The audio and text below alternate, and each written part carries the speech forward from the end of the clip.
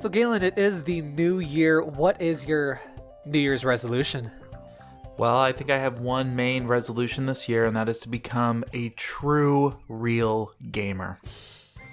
I don't know if it's going to happen, but expand on that. You know what? I've already gone to the store. I've gotten all of my gaming equipment. I've got my headphones. I've got my my Ring Fit Adventure bands. I've got my Wii Fit balance board out. It's all the pro gamer stuff. I went by Target and I got a Ninja streamer headband. I think that's going to be really, good for my kind of like gaming cred. So. Oh God, the gamer no jutsu. Wrong ninja, but close. Isn't that the only ninja?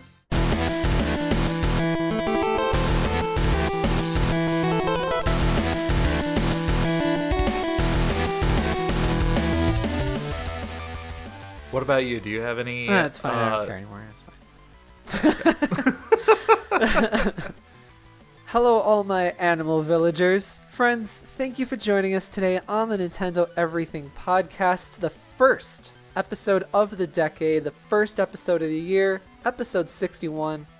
My name is Oni Dino. With me, I have Tom Nook's unpaid intern, Galen. Yep. He says he's going to give me a glowing recommendation at the end of our service here. Yeah, I'm sure. He's going to write you a letter of recommendation for your next job, but then he's going to throw it in the trash. A lot of people kind of give him a lot of crap about being, this money-hungry, real estate mogul. Uh-huh. But I hear that he's actually a very fair employer. At least that's what I hear from his nephews. So what's coming up in this episode? Today, we're going to go over some of the lovely news that happened this week with so much Animal Crossing. It was the most lovely of news.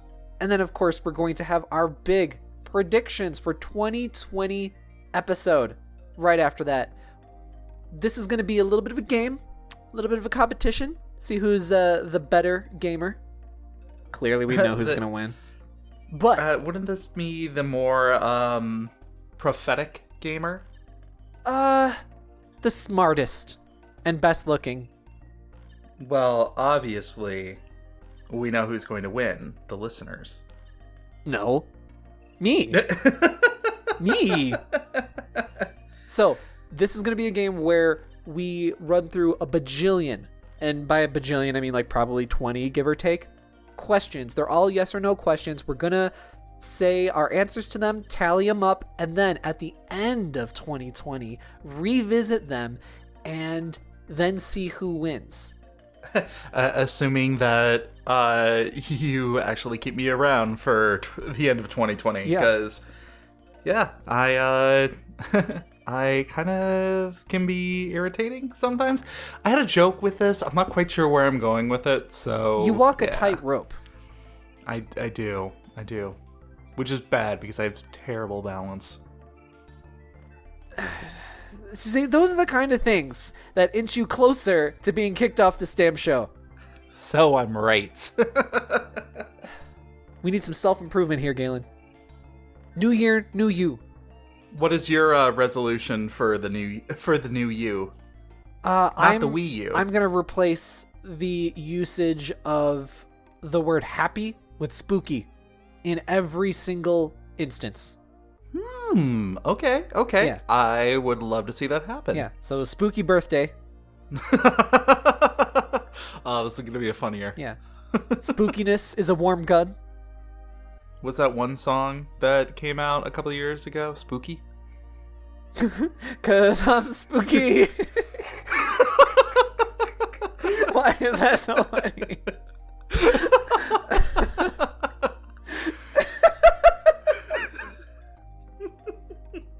Oh, that's my motto. That's my motto now.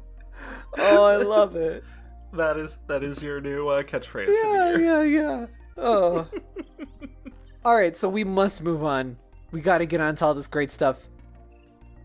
For all of our new listeners, your New Year's resolution, I'm telling you what it is right now, is to give us a rating on iTunes or whatever platform, Do the iTunes one, please.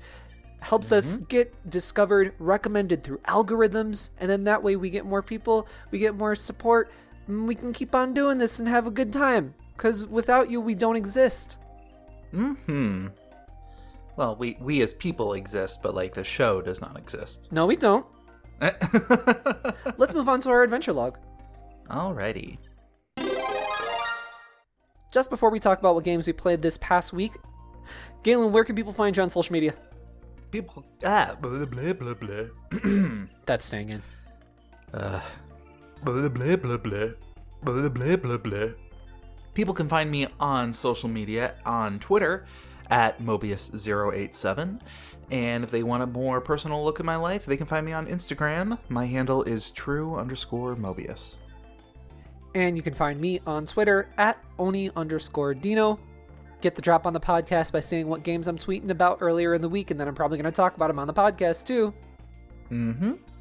Also, thank you very much to all of the lovely listeners of this podcast that sent me like New Year's messages and stuff. That was so heartwarming, and thank you. That was really, really kind. Aww. Yeah. And then you can, of course, follow me on Instagram as well. I just bought a selfie ring light, so that way I can look beautiful and trick you all into thinking I'm, okay looking. I'm sorry, what? I'll explain. No, I'm not going to explain. Just go on to my Instagram, because that's where you'll find pictures of it. That's where you'll find pictures of my face in all of its glowing glory. Is it weird that I'm now imagining you taking pictures of the selfie ring light thing, not what it actually does, so the irony of the entire thing is like not lost on me? I don't know. You're going to have to follow me on Instagram then. And that is Oni__Dino.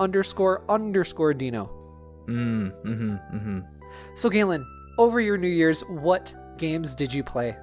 I've been going a little bit more casual lately, and I've been kind of picking up my old card game habits, but I haven't been able to have the time to go out anywhere. So I have been trying Magic the Gathering Arena, which is the online version of the game. Okay, not Hearthstone. Not Hearthstone, although there are a few comparisons with it. Like, you can definitely tell that this game came out after Hearthstone, even though the card game came out before it. So, it's like this weird, sandwich situation here. Love a good sandwich. Mm-hmm. I love a good pastrami on rye. What's your favorite sandwich? Probably a Reuben. Reubens are good, too. Reubens are really good. So tell me about Magic the Sandwich Arena. It's pretty fun, actually. What I like about it is that starting fresh, starting new, it has a good matching system where it matches you up with other people who have the same kind of play experiences you have shown in the game. So you're not thrown directly into a match with somebody who's put hundreds of dollars and been playing this game streaming live for years on end now. So, oh my god, without a bathroom break? Well, yeah, exactly. Yeah. I'm having a lot of fun actually putting together the decks with the limited materials that I have to start with. What I really like is you've got the 5 different colors that are actually in there that you can kind of go into. They give you all 5 colored decks, but as you play, you gain more experience and you can put them into points that correspond with particular colors. So if I put my experience points into white, I'm going to get a lot of life gain and angels and things like that. If it's the red, there's a lot of dragons and direct damage kind of cards that I can get. Oh, so it's choosing which path you want to go in? Yeah, it's very simplified and very basic, but it does give you that flexibility of if I'm primarily a blue player, then I can focus mainly on getting those blue cards first and building that set. Personally, I lean a little bit more towards the green, white, and red colors, so... And that's not just because of Christmas. That is not just because of Christmas. I like my Stompies, I like my cats, and I like my big dragons. What I was finding interesting, though, was it is a free-to-play game. You don't have to spend a single cent on it. And I think it's 1,000 coins, you can actually get a pack in the game, which is corresponding to the actual packs that you would get physical cards from. they do it a little bit different, where you don't get as many cards in the pack. But it's also kind of interesting because there are microtransactions that go along with that. It's interesting to see the comparison between the digital version and the real life version. If you were to spend $5 in this game, you would get enough for about 3 packs. Where in the real life, $5 or $4 would be about the cost of a single pack of cards. If you are someone who does like not having a bunch of pieces of cardboard floating around your house, which I have been guilty of for several years now, it is kind of nice to have everything a little bit more condensed in a digital format. But what I also really like is that they also take a different approach when it comes to the tournament. So you can actually join in on a draft. And what a draft is basically you get 3 packs, you pick a single card from that pack, you pass the rest of the pack over to the next player. And then you build a deck from that. Standard price to actually go in and play that would be about $15 if you were to go to your local game store on a Friday night to go play that. Mm-hmm.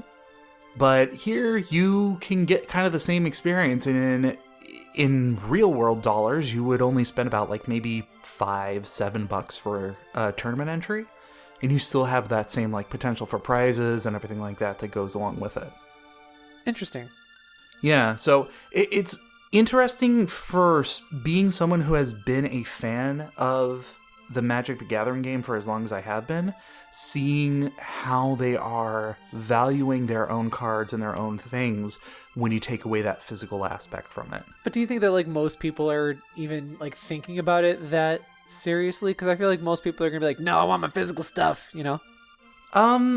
There definitely is a very strong facet of people who believe like that. And I've been playing the game since the early 2000s, so I have a very large physical collection of the game. Embarrassing. And hey, you know what? Geek represent. What can I say? Oh, really embarrassing. By the way, the actual user interface for the game is spot on. I've had very little problems. I've had a couple of missteps of, oh crap, that I didn't mean to do that. I just clicked on it because I wanted to examine it. I didn't want to use its ability. Uh-huh. But given the complexity of the game itself and how many different things and at what points you can do particular things, it's not so invasive that it becomes annoying, but it is a very welcome blend. Awesome. So you think you're going to keep going with this?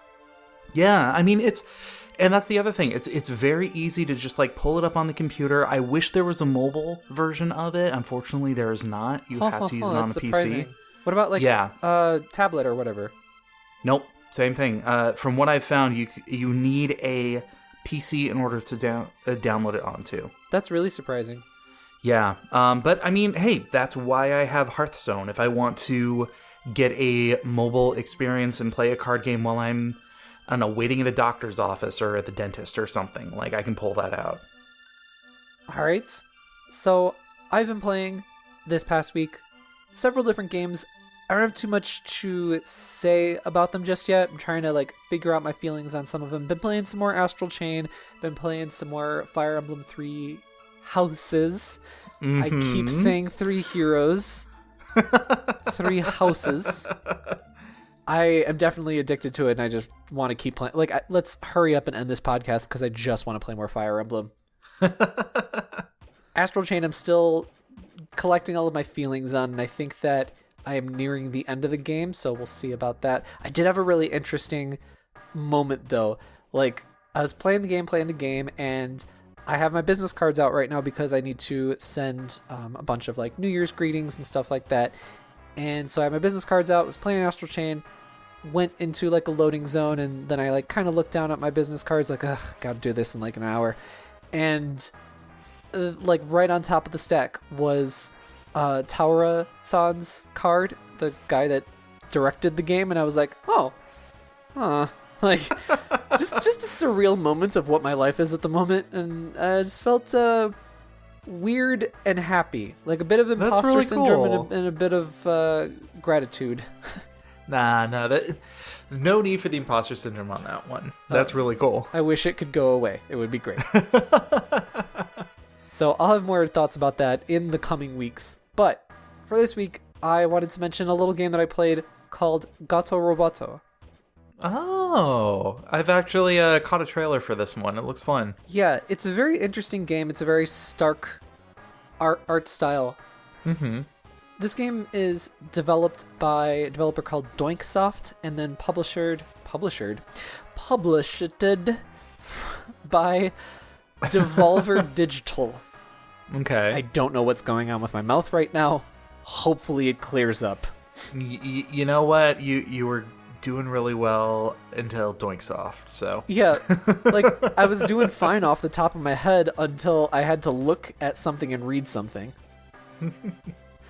Anyway, you play as an adorable little kitty in an armored mech suit, and the kitty's name is Kiki. You crash land from a spaceship on a alien planet, which you have to explore in the hopes of helping your owner, who was badly injured upon arrival. Now, like, the first thing that I think about with this game is really the visuals. It's a very interesting, like, older style look. It's so hard for me to pinpoint it, though. It's all black and white, completely black and white. You can unlock throughout the game different... Oh, I forgot. Not even palettes. It's just like a different color gradient. It's like when you put, like when you're filming something and you have, your lights and you put a... Like a film? Yeah, or... the film, like a red film over it, so that way you get a red light. It's basically like that. So you can make this into a Virtual Boy game. It basically, they have one of those. They have like a Virtual Boy joke and like a whole bunch of other stuff too. They have like a green tea one. They have, God, I think like 15 different ones. Yeah. Anyway, all black and white. I'm trying to think of what it's like a Game Boy Plus kind of looking game in terms of visuals. Like, the Game Boy couldn't produce how good this looks and how much stuff moves, but it's evocative of that style. The sound design, though, is very much like the Atari 2600, but the visuals are way more advanced than the Atari 2600. It's like if you were playing it on the Super Game Boy. It's more than that. It's really hard to pinpoint. You just kind of got to see it to see what I'm talking about here. Yeah, it was from watching the trailer, the whole black and white aesthetic with that. I want to call it like an 8-bit aesthetic along with it, but it's more than that. How did it feel like when you were playing? Oh, great, actually. I just wanted to mention, though, before I move on from the art style, that this is what actually threw me off and like held me back from buying the game when it initially came out. Then it was on sale, and it might even still be on sale right now, I'm not sure. And so I was like, you know what, I'll bite. And I'm glad I did, because it's great. They have so many like little animations for the enemies and for your character and stuff that they do a really good job of making everything look distinguishable, and like your environment looks like it has personality and stuff. So I think it's really like an accomplishment, like a feat for them to have done that despite their chosen limitation and, I don't know, art direction of choosing black and white. Nice. And I'm really happy to hear that they put in the extra polish of giving the characters like that little bit of extra animation that goes with it. I love it when games put that little extra touch in there. Absolutely. This is definitely a super polished game, because you see a lot of, throwback games or retro style pixel games or whatever, and you can tell when things are not polished, or like, oh, they overdid that one or they underdid that one or whatever. This one is definitely like polished for sure. It feels great to play. Your character has a lot of really good movement and speed to them. They're not as weighty as like something like Samus from Metroid, but they are floatier, but it doesn't feel like floaty in like a really bad way. It has a nice, distinct feel to it. It's definitely a Metroid-like game. It's all about exploration, killing aliens, backtracking, all that good stuff. There was something in it. I was like thinking about this right before the podcast, like, how do I really describe this? But they have a really well-designed sense of progression in the game. You would think that you would get lost with the lack of color to distinguish locations, but every time that you're done with like an area or a new power or something like that, you end up right where you're supposed to go next. So you don't have to be like, oh God, where do I go? And where was that one thing that I saw that one time? It's not like that at all. They really designed your progression the correct way. Nice. And that's not an easy thing to do, so... Not at all. Yeah. It's hard to put it into words, but I feel like there was a bunch of like if-then situations that they had to program for, and they did an impressive job of actually covering all their bases on that. Going back a little bit, it's interesting that you describe it as like a Metroidvania-esque, like going around exploring areas, because the trailer that I watched, it actually gave me more of an impression of like Mega Man and Contra. Like if they were to cross those two, just with the action that was involved and with the kind of the way that the levels were actually set up. I would say that the boss battles, because some of the boss battles are hard for sure. Like I died on almost all of them and had to like keep going back to them and then figured it out. They have a little bit of a shmup feel to it, or a little bit of a Contra feel to it as well. That didn't feel like very Metroid-like, but I was happy with all of it. It was all nice. I don't have really anything too bad or like too glowing to say about it. It was just a nice little solid experience. I beat the game in about 2-ish hours, which was nice. I think that the game would have overstayed its welcome if it was, 6 hours or something like that. Cool. It had a cute story, some mystery, some twists and ambiguity. Which was surprising because it's a small little game like this, right? And you just don't expect that. Neat. Yeah, and you're a tiny little cat. So that's already points in my book. Oh, I forgot to mention this. You can jump out of your mech suit. So you're running around, right? And you're shooting everything. You get missiles and junk like that. But you can jump out of your mech suit at almost any time. And sometimes you actually have to for what's happening in the level. And you can't attack and you get like killed in one hit. So... Because you're a cat. yeah. So your playstyle changes up and you can like scale walls and stuff. You can access different areas. It feels very distinct between the mech suit and just the cat. And that was a nice little addition that, you didn't really expect. You would think like, oh, this is going to be all evocative of Metroid. And it is in a lot of areas, but then, it's like Contra in other areas I mentioned. But then this thing I think was very much its own thing. And I thought that was a really nice little addition. So good job to Doinksoft.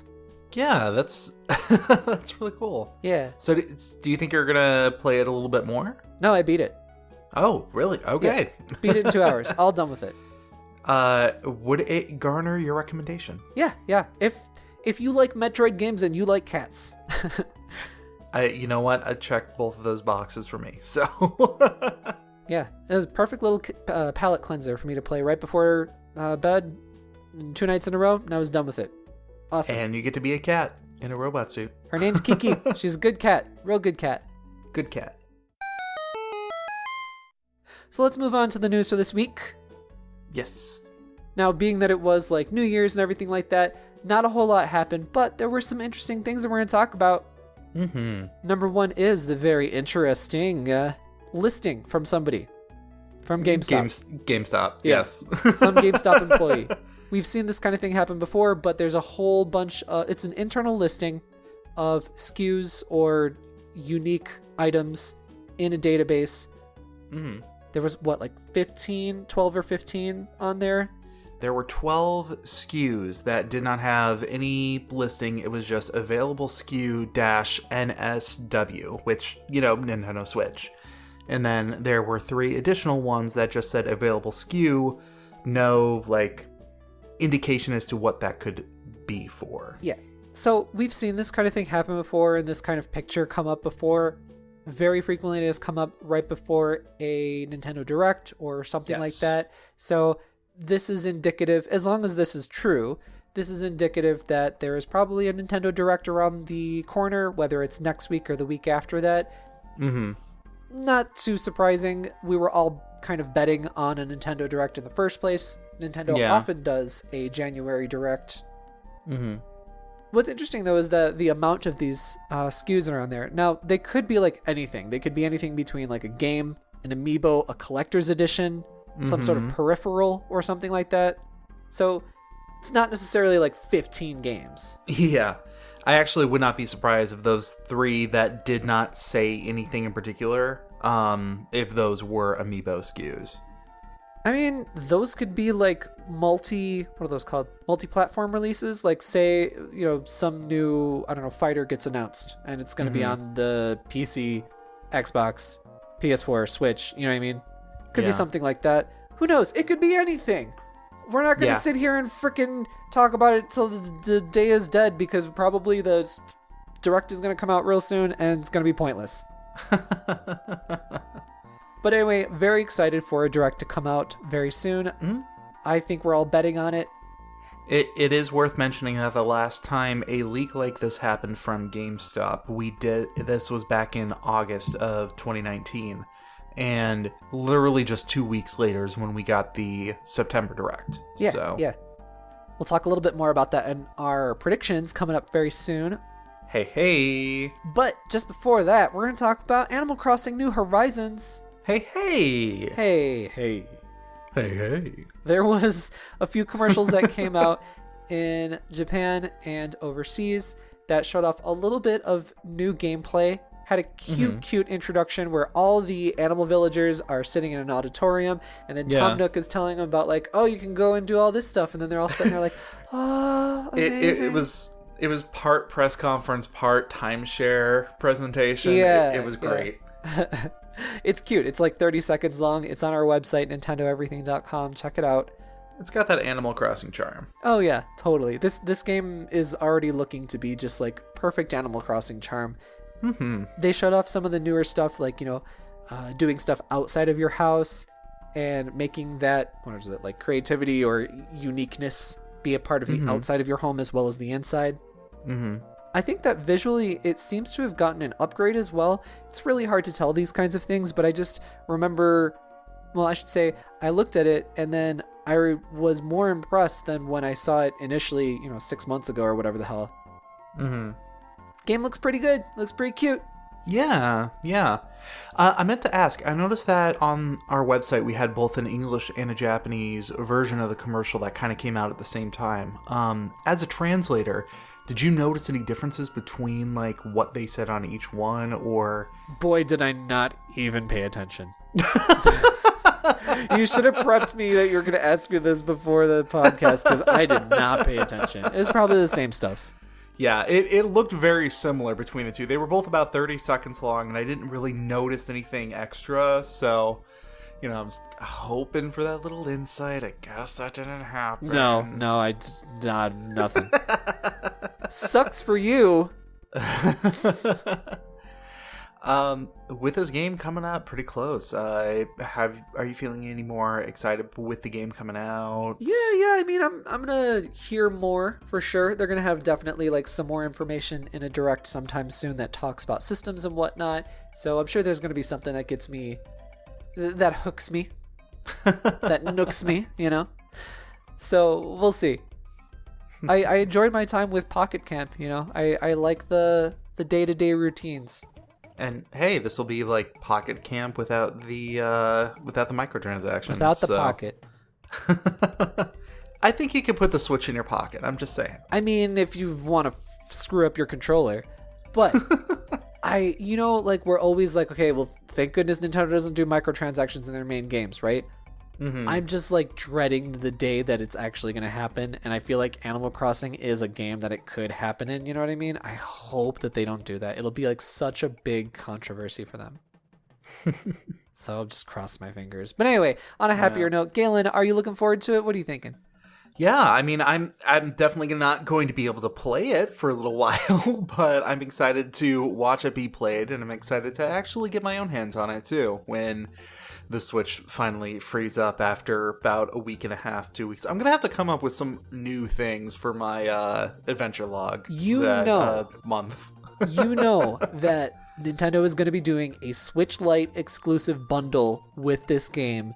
I should really pick one up for your waifu. Yeah. Like if this is the situation, you should think about it, because it'll probably come with the game, and it'll be like a special edition one with different colors and stuff. Do you remember with like New Leaf on the 3DS, they did like the Pop-Tart looking one? Oh yeah.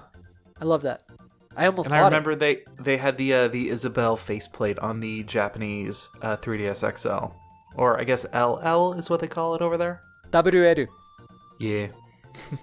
This is definitely going to be a buy for me as opposed to a rent. Oh, definitely. So. Yeah. Oh my God. What? Are you having a heart attack? Yeah. Live? Yeah. Kind of. I have some terrible news. Tokyo Mirage Sessions didn't get delayed, did it? The family video with a CBD dispensary in the Mexican restaurant closed down. Oh my God, were they not profitable?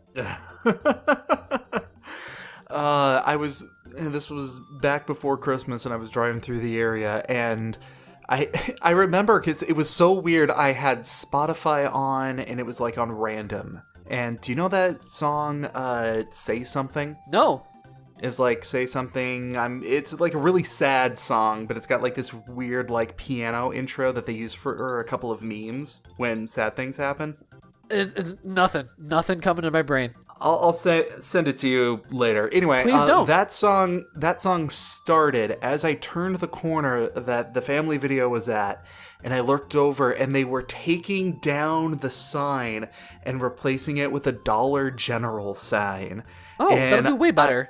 I audibly just let out like a Darth Vader, no! And then you crashed your car. Almost. And then you hurt your elbow, and then you wished you had some CBD oil. I was super distraught, and the fact that particular song was on at the exact same time, it was just like, it was serendipitous. Yes.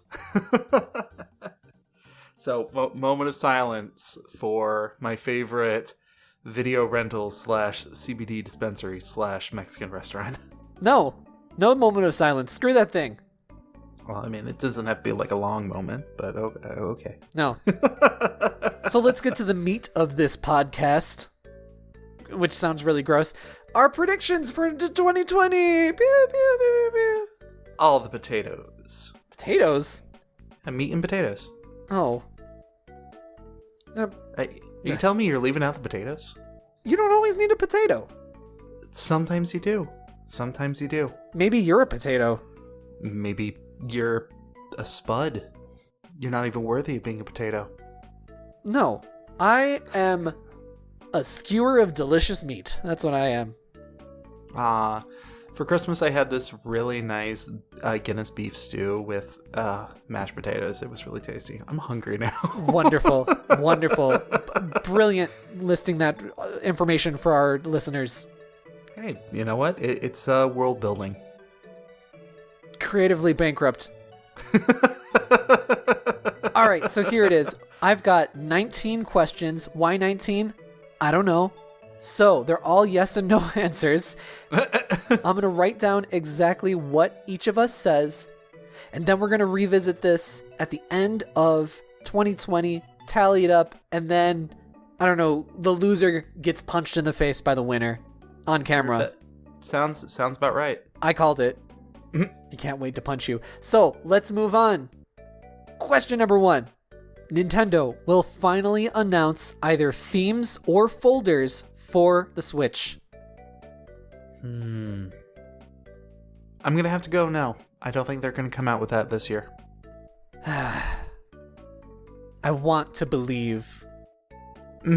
Like, don't get me wrong. I would love that feature to actually be a thing. Yeah. But I don't think that Nintendo needs to redevelop their firmware to that extent just yet. Oh, I think they totally do. I think that's something that should have been in like the 6-month update from when it first came out. They even have a dedicated button in the settings that says theme. You can only choose between black and white right now. Why aren't you selling themes? Not that I want to buy a whole bunch. I just want one.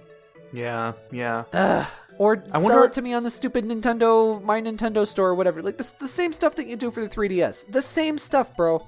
Yeah. You know, I was actually about to say, I wonder how successful that actually was on the 3DS. Probably fairly successful, but it came out late in the life, and the clock is ticking right now on the Switch. Everybody's touching their Switches right now. You want to give them the theme so they can spend the little tiny transactions on there. Like, business-wise, it makes sense. Anyway, I'm probably going to say no. Prove me wrong, though, Nintendo. Yeah, please do that. I'm saying no because if it hasn't happened now, I'm like, well, maybe it's never going to happen. I don't know. Damn it.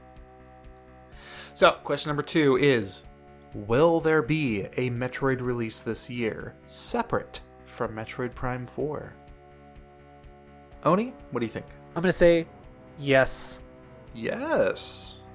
I feel like Metroid Prime 4 needs a lot of time in the oven, and they are going to do something to hold Metroid fans over, and it's going to be maybe a port, maybe the HD collection, something like that. We'll see.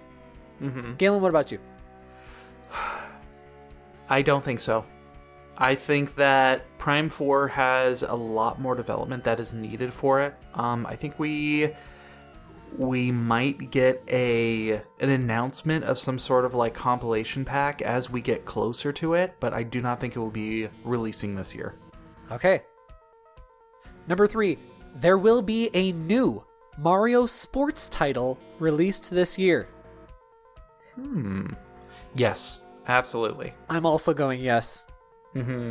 I think that they might do like, what is that, Sports Superstars or whatever the hell it was, or they might revamp the Strikers or the volleyball thing or whatever the hell it was before on the GameCube. I would love to see Strikers make a comeback because it was really, really successful back on the Wii. Yeah. And the GameCube. Yeah. So, and you know what, as much crap as we give Nintendo for their online service is a lot better than what they used to be. It sure is taking baby steps forward. Exactly. But I mean, on top of that, there's also so many other different Mario sports that could be out there, like Mario Baseball. Right. Like, that could totally be a thing too. Yeah, there was a game on the 3DS that was like a bunch of different sports together. So it's 2 yeses. Okay, next question we have. A sequel or remake of Super Mario RPG will be announced this year. Oni? I want to believe.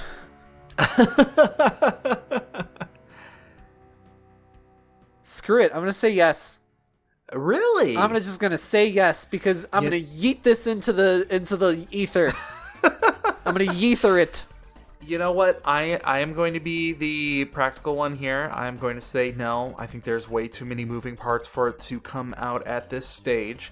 We might see it come out on something like the Nintendo Online service, but something that's going to be like a dedicated remake or a sequel, that's not going to be coming out. But announced this year. It says announced. Announced this year. Yeah. I still understand your question that you read. That being said, I still think there's way too many moving parts right now. Yeah, so. You're probably right. But you know what? I'm yeeting it. Young people, please write into the podcast. Did I use that word right? Yeeting? Galen doesn't even know what it is, so he's even more out of touch than I am. You know what? I don't want to know. Yes, I do know. Number 5, a release of some sort. So that's a remake, a port, a new entry of Fatal Frame will happen this year. You know what? I'm going to go yes. I'm also going yes. I feel like they need something for their Halloween. Luigi's Mansion already came out, already has DLC planned. So they're going to do something spooky. I think they're going to probably like port Fatal Frame 5, Maiden of Black Water, over because that's going to be the easiest turnaround for them, right? You know, I'm trying to remember. I think it wasn't the second one. I think it was the third one was the last one that I played. And those games are so good. They're great. They're good horror. Yeah. They're a dying breed. Yeah. I love the one on the Wii U. I know a lot of people had problems with it, but I think that's because they kind of had a different mindset of what a horror game is. They're thinking horror action. You know, there were tank controls in it. Granted, they were, it was behind the shoulder tank controls like Resident Evil 4, but they were still tank controls nonetheless, so people had trouble with the controls. I never had trouble with the controls whatsoever because I understood the rules that it wanted me to play by, and I played by those rules. Yeah, well, and you're very prolific when it comes to understanding video games tank controls. Yes. All right, so next one we've got up. Breath of the Wild, the sequel. Will it be released this year? I am hesitant on this one. However, I am actually going to go the optimistic route, and I'm going to say yes. I think this is going to be a late release for this year. I mean, at the earliest, it's releasing in like, November or whatever. Yeah. I don't know. I think this one's going to be straining that, holiday 2020. So it could come out either pre or post December of 2020. Because they're going to need something, like, they either need to do something enormous, which is going to be like a sequel to Breath of the Wild, or do absolutely nothing. Because holiday 2020 is when the Xbox... It's just called the Xbox. Oh my god, that's a terrible name. The Series X is coming out this year, and so is the PS5. Mm-hmm. So they need something to contend with it, or they need to ignore it entirely. You know what I mean? And just be like, you know what? Here you go. Those couple months are yours, and then whatever. I'm gonna say no. You're gonna say no? Yeah, okay. I think that it's gonna maybe get pushed to, at the earliest, like March of 2021 or something like that. Just because the more I talk about it, I'm thinking that Nintendo is not going to do something big and then have it get lost in the shuffle. Yeah. During PS5 and Xbox Scarlet or whatever. They should just call it the Scarlet. Why? That is the terrible name, Microsoft. Series X. You know what? They could have gone with the Revolution, but I mean, there's so many different names they could have called it. Better. Anything than just, it's called the Xbox, and then like it's also like there's a sub name of it called the Series X, and then it's going to be called different things because we're going to have different iterations. Like, already off to a terrible start. Like, Microsoft could have really turned this around because Sony gets super, like, they're in direct competition with each other, right? Sony gets super complacent right away. We already see them doing that, just like they did with the PS3 coming out of the PS2, and then that's what they're doing with the PS4 going to the PS5 for sure, and the Xbox could really be seizing this moment, but they're flubbing it so hard. Yeah. Because like the 360 was like killing it when the PS3 was like stumbling out the door. Its underwear fell down on its ankles, like just an embarrassment. And the 360 was cleaning up during that time. Microsoft is very much going the route of late or early 2010s mentality of what gamers want and what they're expecting. They want that kind of like, hey, Halo is our big franchise. We're going to appeal to that demographic and no one else. Well, I think that they have... Sorry, this is like totally a tangent. We'll talk about this more another time. But I think that they do have a bit of an edge when it comes to being like, no, we're going to do streaming, like doing streaming the proper way with their... What's that called? Xbox Now? What is it called? Mixer. Yeah, isn't that what it's called? They're no, Mixer is a Twitch thing. It's an anti-Twitch Twitch. Yeah, I thought that was Microsoft's like answer to Twitch. Maybe it is. I don't even know what that is. Okay. But I was talking about their subscription service that they got. Oh. I hear that that's gotcha. a really good bang for your buck kind of thing. And I think that they should be leaning into that a little bit more. They did do some like promotion when like right after Stadia said some stuff. And then everybody was like, wait, what? Like, why is Stadia so bad? And Xbox was like, oh, hey, we have a business model that's what you thought Stadia was going to be or whatever. And then people were like, oh, yeah, that. I'll have what she's having. Anyway, we'll talk about that a little bit later. That's a whole discussion for another day. Terrible name. Moving on. Number 7.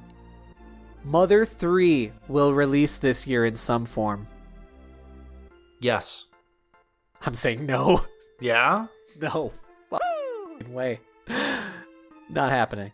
I'm saying yes simply because, I mean, I think people are kind of underestimating the power of Switch Online for the Netflix or whatever it is you want to call that aspect of the service.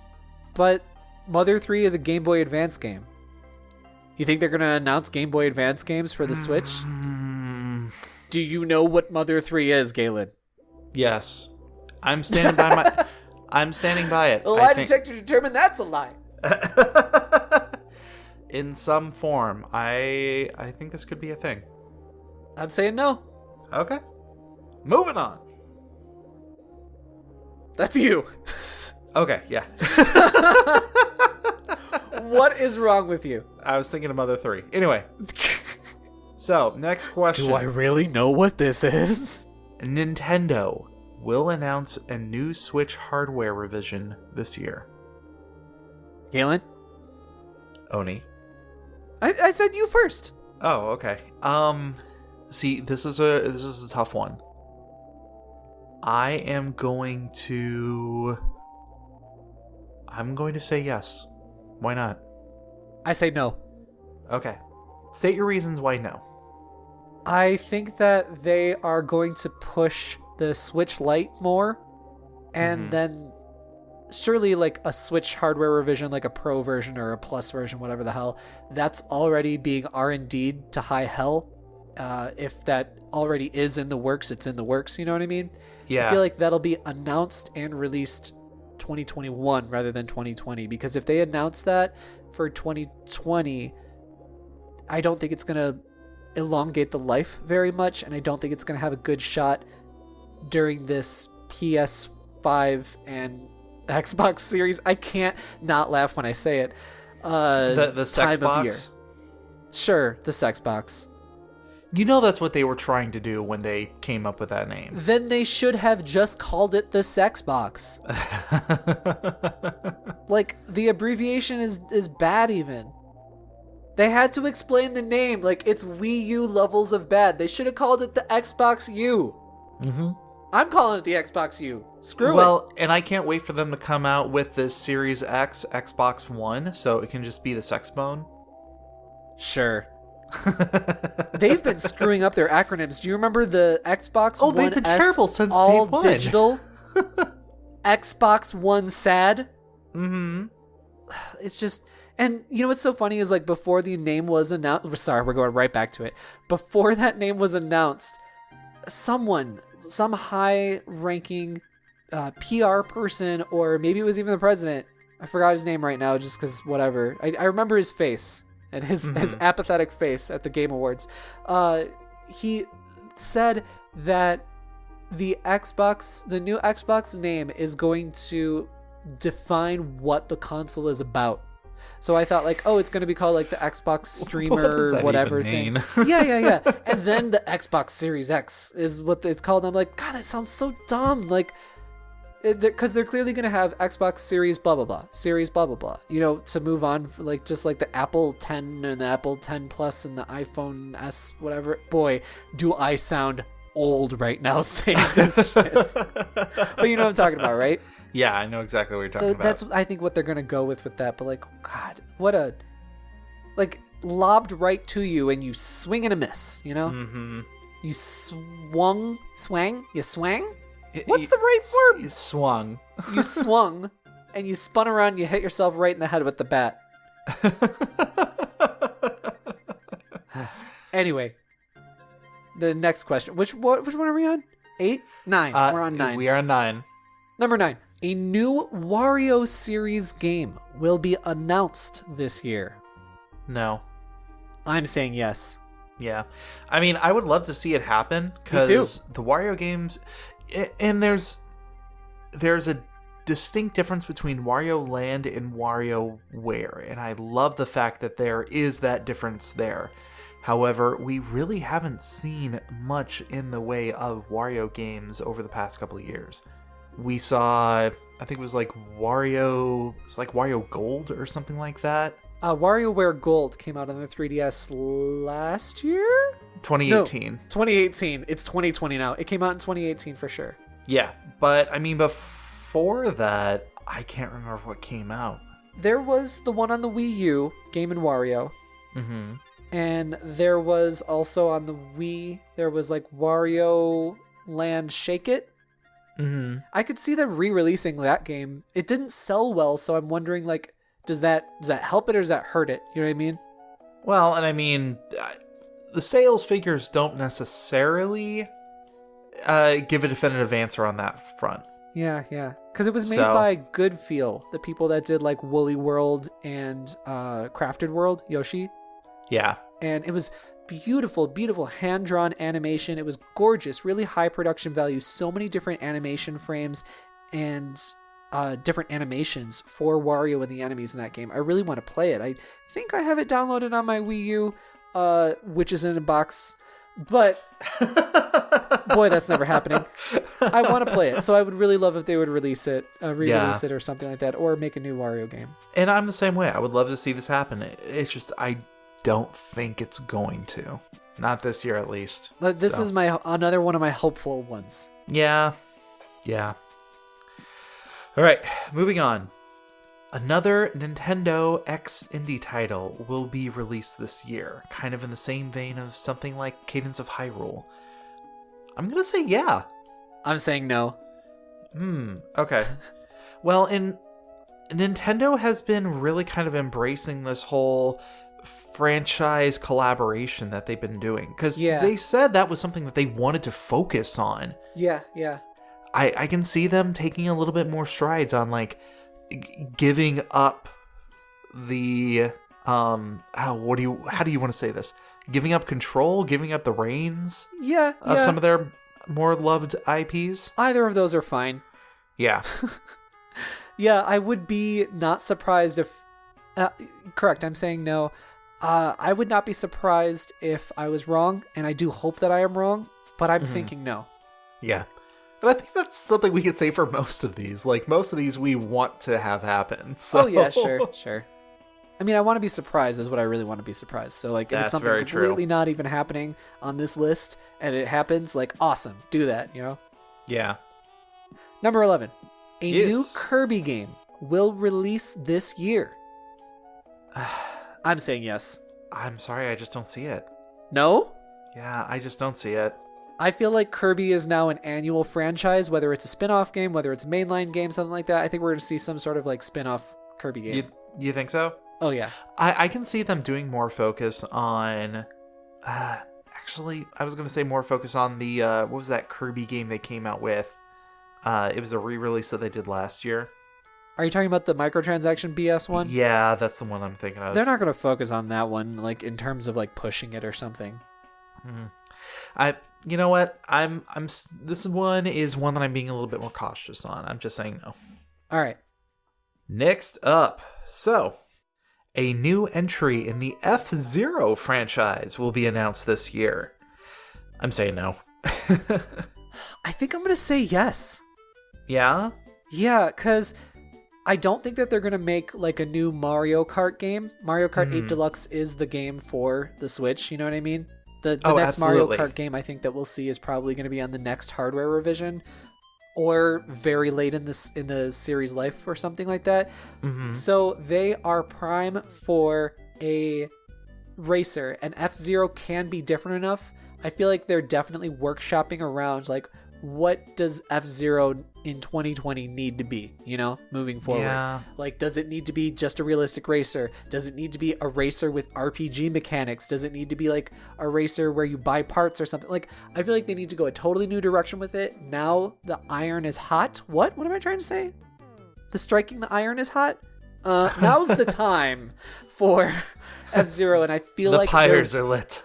I feel like they will announce a new one this year. I just don't see it. I think this franchise has been way too stagnant for way too long. We'll see.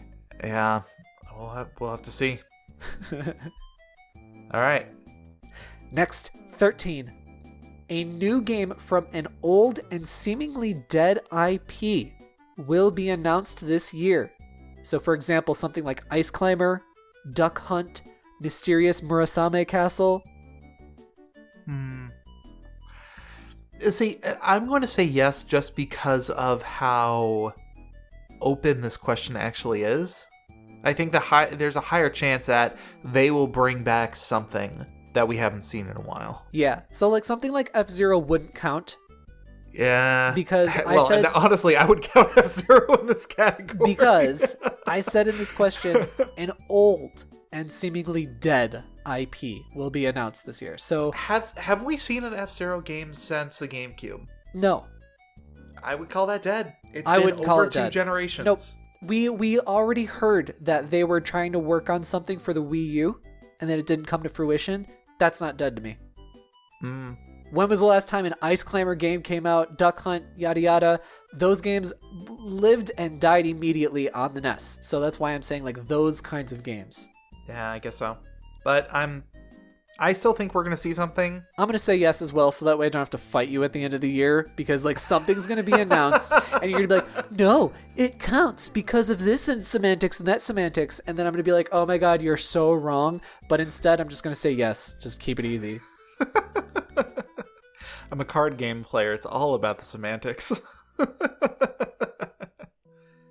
All right. So next question we have, is there going to be a new Labo kit that will be released this year?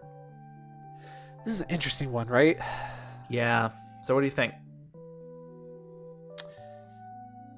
I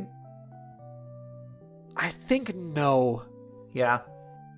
I don't know. I want to say yes, though. I really do. Just because I feel like Nintendo is going to try and push that a little bit more, but... My big question is, what more can they do with it? Especially because a lot of what the Labo has been giving the creation tools to the people out there for them to make their own things. Yeah, but I mean, I don't know, like, all the things that they came out with were stuff that we weren't thinking about. The only thing that, like, sort of we were thinking about was maybe VR. But even then, that was a surprise. So I feel like it's always going to be stuff that's out of the box. They have different R&D people working on this. Yeah. Nah, I'm going to say yes. Put me on yes. You're going to say yes? Yep. Alrighty. Cool. I'm going to say no. I'm sorry. I don't see it happening. I think this is one of those things that it was an interesting experiment, but with how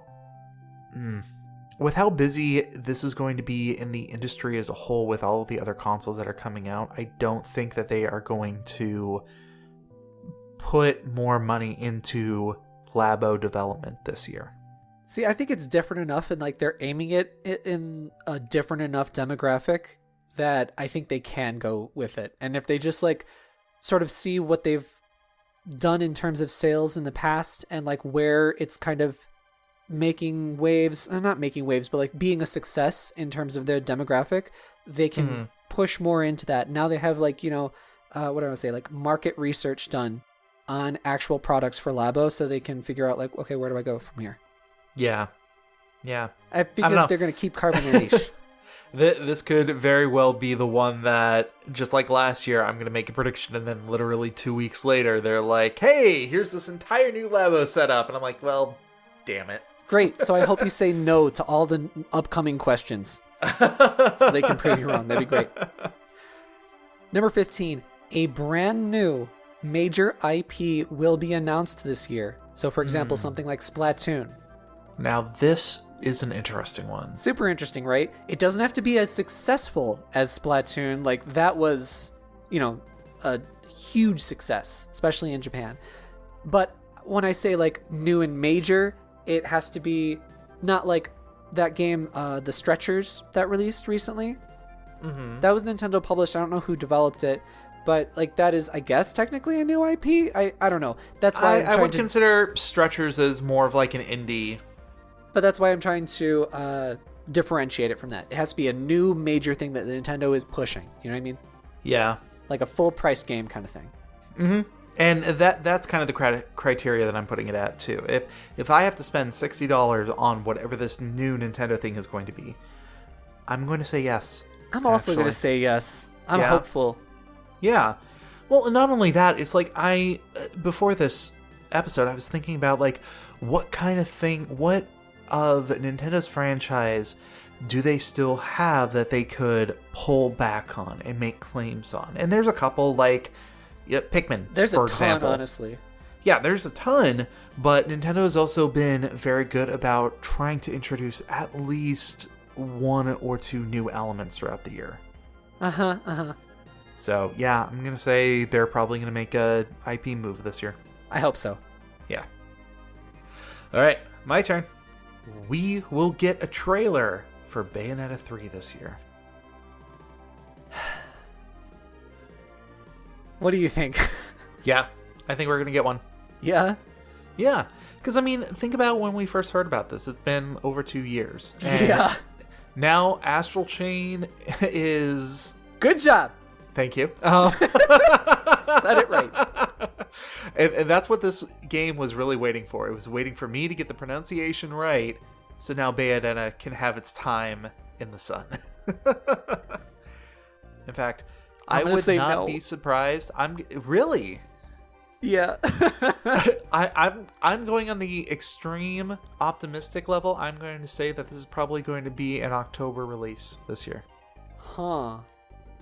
Oh wait, I told you to say no on all of these so that way the gods that are listening, the Nintendo gaming gods, would be like, we'll prove him wrong.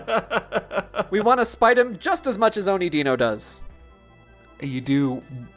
Your intent of spite is that on level of the gods. You do it to yourself. Did you hear earlier in the episode? Moving on. Number 17. We will get a trailer for Shin Megami Tensei 5 this year. So when you put this abbreviation down, I wasn't quite sure what you meant, and I thought you were saying Super Mario TV. You are such a fake gamer. Shin Megami Tensei 5. You know what? I'm going to say no on this one. I will say yes. Alrighty. Why do you feel so adamant on this one? I think, well, I don't feel that adamant, but I think that it was a game that, was very quickly pulled together for the Switch press conference thing that they did back in like January of 2017. Mm-hmm. And since then we heard nothing, really. We did hear, okay, dial it back here. Oh, Oni Dino's wrong on the internet. What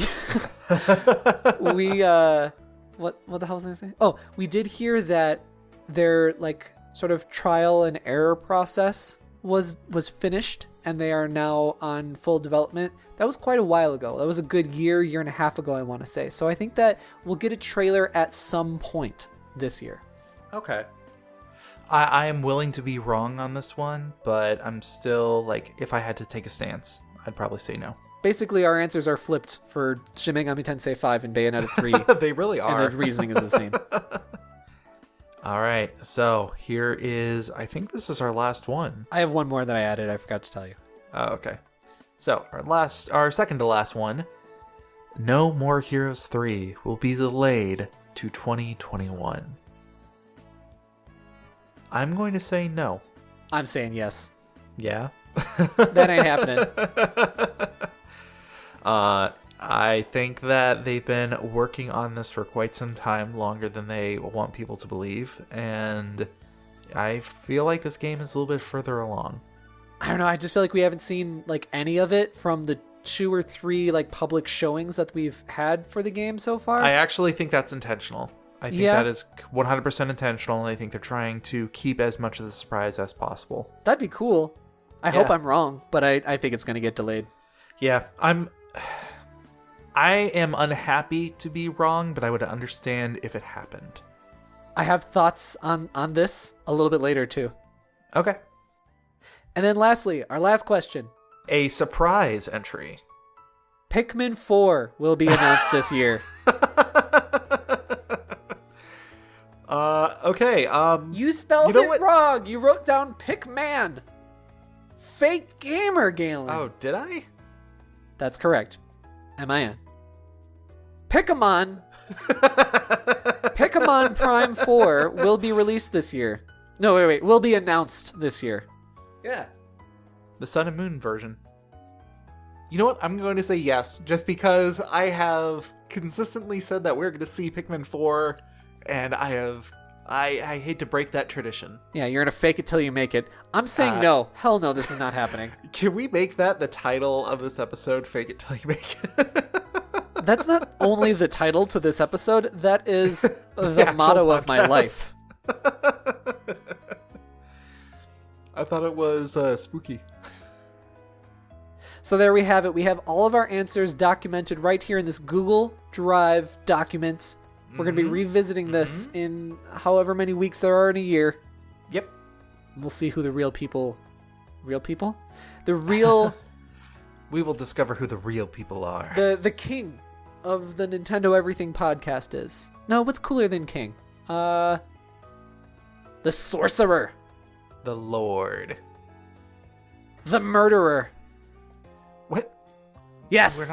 We're not a group of crows. Aren't we?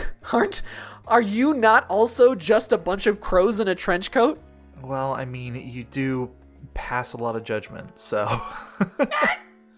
What? I don't know. My crow impression was bad. I don't know. What does a crow sound like? Oh wait, no. I know what a crow sounds like. I've lived in Japan. They sound like this. Oh my god, that's 100% true. Do you remember? They bark. Mm-hmm. They are terrifying. Galen came and visited me 11 or 12 years ago.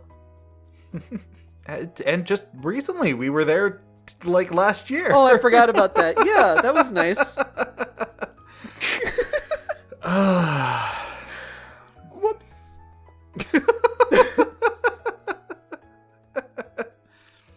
And here I was thinking that, the crow is just gonna sound like all I want to do is have some fun. What? It's a Cheryl Crow joke. Get it? Oh my god. You are gonna get kicked off this podcast before the end of this episode. You know what? No, I'm putting this down right now. Our number 20 prediction for this year. Am I going to be here by the end of 2020? My answer, no. Sheryl Crow sucks. Anyway, separate from this stupid game that we play, I also want to talk just a little bit about everybody's favorite topic, Super Smash Bros. DLC characters. Okay. So Galen, specifically for this fifth one that's going to be coming out, probably going to be announced sometime this month with the probably direct that's coming right around the corner. Who do you think will be the final character? I'm going to make you very excited, and I'm going to say Gino. Yeah. Yeah, I think it's going to happen. People have been clamoring for this character for years now. Yeah. It would make so much sense, especially because we saw them put a Mii costume into the game for this character. And they use that as a tribute to say, yeah, okay, we see that people want this. Yeah, so we talked a few episodes before. Probably I've mentioned a couple of times because I'm so excited about the prospect of it, but my hope is that it is also Gino. I hope that they announce that there is, like, they're going to have a direct. They're going to be like, here's some new games coming to the online store, or the online, whatever the hell it's called, the SNESflix. And one of them is Super Mario RPG, and then they're going to introduce Gino. And then they're also going to be like, oh, and here's a sequel to Super Mario RPG or whatever. Like, that'd be cool. But whatever, I'm just excited. That's hopeful. And that would make so much sense. Like, yeah, right? The bowling pins are all lined up. That's not a saying. Another character that I want to throw out there as a possibility, Springman. Oh, yeah. Wait, isn't he an assist trophy, though? I can't remember. There's honestly. so many. There's so many. I think he's an assist trophy. He might be. It might be one of, like, either him or Ribbon Girl who are in there. Wait, they wouldn't do that, though, because all of these DLC characters have been third-party characters. Yeah, that is a good point. So, like, we have to veto that one, really. Okay. Oh, but right before you mention another person, I do want to say that the only reason that I do think that, like, Gino has a genuine chance of, like, getting in as the fifth character is because, like, everybody talked about, like, oh, Gino, Banjo-Kazooie, King K. Rool, Ridley, all that stuff. And all those characters are in the game now. All those characters have been showing up. Except for Gino. So that's why I'm like, this bitch might be there. He might be hiding.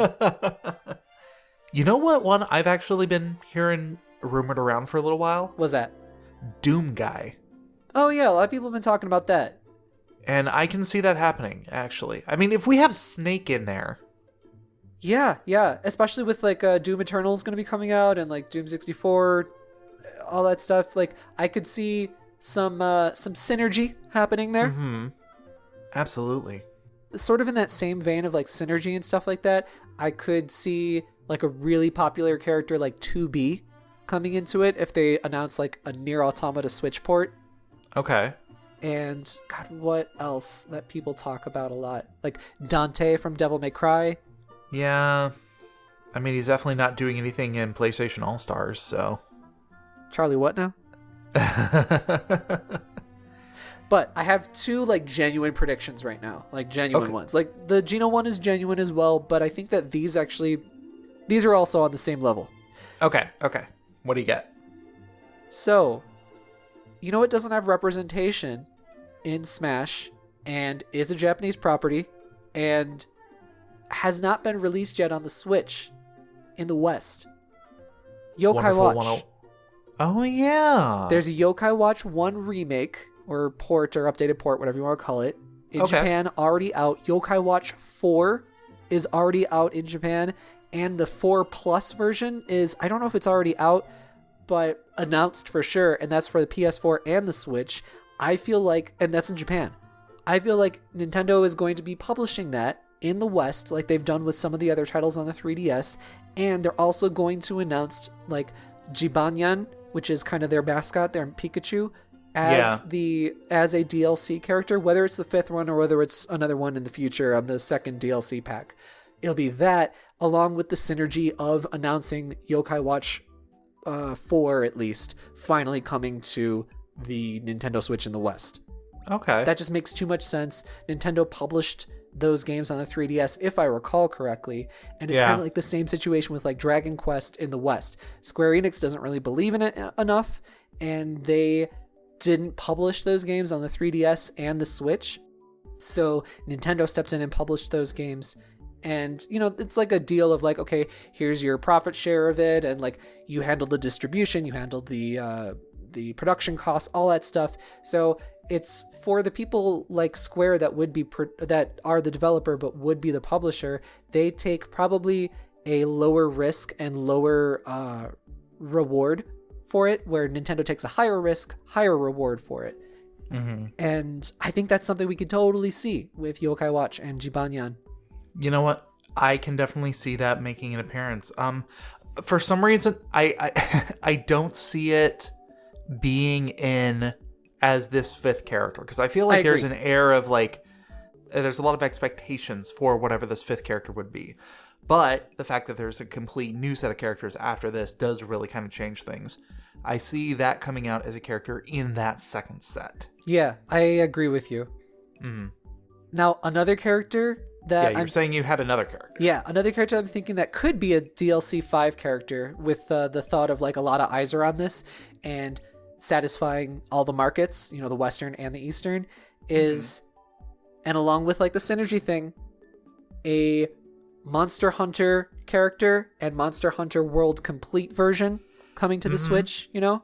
And they could use, you know what, I can see that, and I can see a lot of their movements having to use like the Palico along with you while you're fighting. That would be good. Right? I didn't even think about the Palico integration, but that would be great, and that would really set it apart from like Monster Hunter in MVC Infinite, Marvel vs. Capcom. I see him being a slower, kind of heavy melee character, kind of like Ike, but also having as a special moves a trap set very similar to Snake. Yeah. Mm-hmm. Do that. And then you just have the Palico who's running around, and it can act kind of like, what's the freaking star bit guy that Rosalina has? Why am I not thinking of that? Fake gamer. Luma. That's the one. Or Chico, if you want to be Japanese about it. Well, I don't, so. Racist. Gasps in Japanese.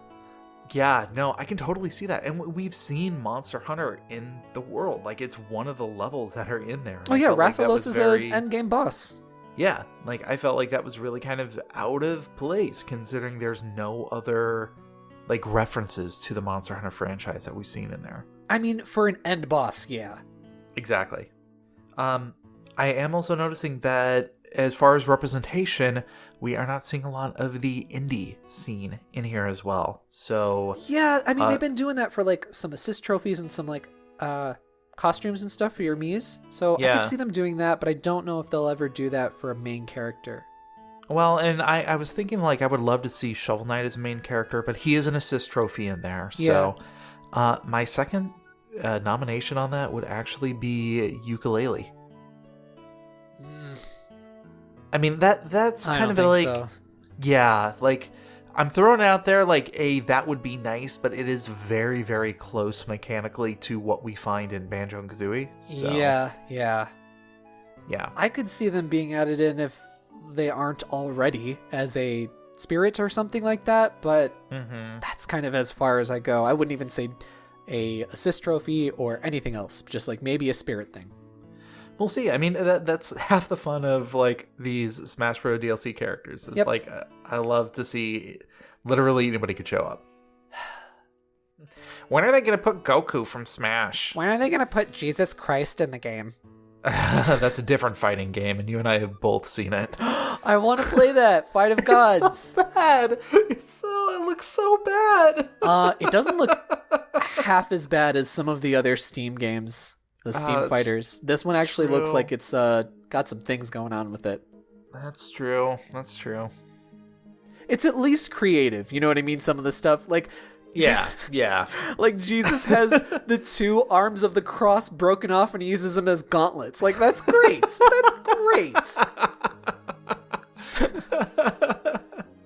One other character I did want to mention, just like super briefly, is... Travis Touchdown from No More Heroes. I think that like he'll be like DLC character number 3 in the second pack or something like that. You know what I mean? Just because the No More Heroes 3 game is coming out, I bet that like part of the contracts of doing No More Heroes 3 as an exclusive for the Switch, or at least a timed exclusive for the Switch, is that Travis would also be in it. You know what I mean? Something in the Smash, something like that. I would be honestly surprised considering they're doing a whole nother pack of characters if Travis wasn't in it. Absolutely. I can 100% see that happening. And he needs to whack off that fleshlight. What is it called, Galen? The lightsaber. The Lord Saber lightsaber. Yeah. He needs to do that at some point or something in the game. That needs to happen. But anyway, that's it for Smash. I'm sure we're going to be talking about it like nonstop this year because wow, that's always the conversation, isn't it? It's ever present. So. Yeah. So, before we wrap this up, one other thing I did want to kind of throw in here was another prediction related to Bethesda. And specifically, do you think we are going to see any Bethesda reboots brought over to the Switch? And I'm looking primarily on something like the Fallout series. Well, so we do know that Blades is coming over, right? So that's coming over sometime this year. Blades is kind of a special case because it also has that, like, it was developed for, like, mobile in mind. Yeah. Kind of like how Fallout Shelter was developed with mobile in mind. Right. I could see them doing, like, what they did with Skyrim, the Skyrim Special Edition. They could do that for, like, Fallout 3 or New Vegas or something like that. And then that, I could see them totally, paring back some of the stuff, the like new editions or whatever, if there needs to be, to make it work on the Switch. Kind of the same thing with Skyrim. Like, it's the special edition and it looks really close to like the PS4 version, but it's got like some of the, what's that called? Shrubbery pared back, because that's pretty heavy on the RAM, I think. Yeah. That's what I've heard. And things like that. Some of the lighting is a little bit not as impressive, but it's still the special version. So I could see them doing like that same kind of concession for Fallout like 3 or whatever. I don't know if they really will though, just because Fallout 76 sure is on the tip of everybody's tongue, Well, yeah, but here's the thing that I'm thinking about, and 2 main factors. One, Outer Worlds was a really popular success, and that game did in fact come out it did come out or is coming out for the Switch. Is coming out for the Switch. Yeah. So there already is a proof and concept that an open world RPG like that can find a home there on that console. And second, kind of on the same argument, like Fallout 76, like Bethesda doesn't have anything major coming out anytime soon. They've been really focusing on their, Doom Eternal, and they're really crossing their fingers, and we don't even know when it's going to be coming out for the Switch. I don't believe it would be that far of a stretch to say, hey, Fallout New Vegas is now on the Switch. Like, maybe not Fallout 4, but something that has a lot of... Fallout 4 was mixed reactions, too. So exactly. That's why I think that they would, if they're going to go back to revitalizing the name they would go back to 3 and New Vegas. New Vegas especially was the one that was really well received, right? Exactly. And I could see them doing like a re-release updated thing of 1 and 2, just because they own the rights to it, probably. But I think all those same things, yes, I totally agree. But instead of Fallout, I think that they would do like Oblivion. And they would do an Oblivion special edition, something like that. Yeah, I would see them do that before Fallout. I think that, I don't know, like, because I can't believe they're still supporting it and still doing all the dumb things that they're doing with Fallout 76. But I think that what would be smart of them is to sort of let people forget about the name of Fallout for a minute and let that sort of, for lack of a better word, nostalgia come back around. And then you sort of start to hear people be like, man, Fallout, I miss Fallout. New Vegas is really good. And then that's when, when people start to hunger for that, that's when you want to feed them. You don't want to give them more food when they're like, listen, you put a pile of rotting garbage in front of me. I know you just put like a nice meal in front of me, but it's less appetizing because the stench of that garbage is still in my nose. Is this metaphor getting too big? No, I think it's appropriate. So I agree with you, just a different property. Oh, gotcha. So let's make it vague and just say Bethesda re-release. Why not? Are you adding this to the questions? Yes. Oh, that's what your whole game was. I knew that this was a little bit weird. I knew you were pulling an intervention or something on me, like Gale the Snail. I knew that something was happening here. You can tell by the tone in your sneaky little voice. So, since you pitter-pattered back to the that's, I got one more other thing that we're going to talk about, but I'm not adding it to the game. What other Wii U ports or 3DS ports do you want to see happen on the Switch this year?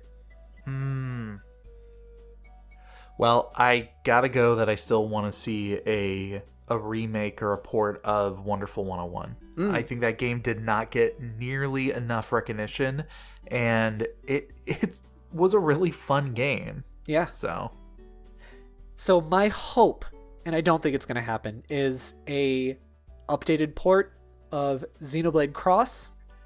I don't think it's going to happen this year because they're already like doing like a remake of, or updated port, whatever, of Xenoblade 1. So they're not going to do that this year. I would really like to see them, though, port over Xenoblade Cross. That game was really good, even though it had a few flaws, for sure. Yeah. But I loved exploring those worlds. Like, I think I enjoyed exploring those worlds more than Breath of the Wild. Really? Yeah. I mean, of course I loved it, and like the interaction that you could have with the world in Breath of the Wild was better, but so many times in Xenoblade Cross, specifically this game out of any of the Xenoblade games, was I wandering around this place or that place and being like, holy shit, what is that over there? Or like, oh my God, like this is so gorgeous. And like the music coming through and everything, like, oh, that game was just a environmental miracle of a game. It was gorgeous. It was so awesome to see all this stuff. Loved it so much. Yeah, I would not be opposed to that coming out. Yeah. So maybe in 2021. Yeah, like that said, with them working on Xenoblade, I don't think it's gonna happen this year. Yeah. But realistic ones, I already mentioned Fatal Frame, Maiden of Blackwater. Mm-hmm. I would really love to see Pikmin 3 or a Pikmin collection. Pikmin collection would be fun. Yeah. Nintendo doesn't really do collections, though. You know what I mean? They like to piecemeal their things out. Yeah. Sell them for $60 each. God. You know what I would really like to see? Beautiful Joe make a comeback. Oh, sure. Talk to Capcom. Yeah. I mean, albeit in some, like, collection format. A new entry in the franchise would be amazing, but I think the series been stagnant for too long to expect that out of the blue. So I think that Capcom really tried to make that a long-lasting property. They really did. They released a couple of games that really didn't do very well after 2. And I don't know. Depending on who made those decisions and if they're still there at Capcom, I don't think it'll happen. If those people are gone, then I think it'll happen. Yeah. But I feel like Capcom's taking bigger chances on their bigger properties. Beautiful Joe is not one of them for them. Exactly. Speaking of Capcom, I have seen a couple of rumors of a Mega Man Legends collection coming out. Oh, sure you have. with 1, 2, and Tronbon. Oh, sure you have. I'd love that. I would love to go back to the Gesellschaft, but that's not happening. Yeah, it makes me so sad. But realistically, I could see Super Mario 3D World happening this year. That game was so good. I could see an updated port of that, but it's kind of been a minute too, so like maybe they do a sequel to it, like a full-on sequel. That'd be cool. Okay. You know, reuse the engine, reuse some assets, and make a whole bunch of new levels and a whole bunch of stuff. Like, I really loved that game. That was really fun to play. They introduced a new character, Bullet Bill Et. No, don't go down this route. I love it. This is a trap. I love it. Give her the crown right now. Yes. This is a trap. Don't do it. She lives a short life, but she lives it fast and powerful. Talk about a bombshell, baby. Wow. Hey, not bad. You know what? You're not getting kicked off today.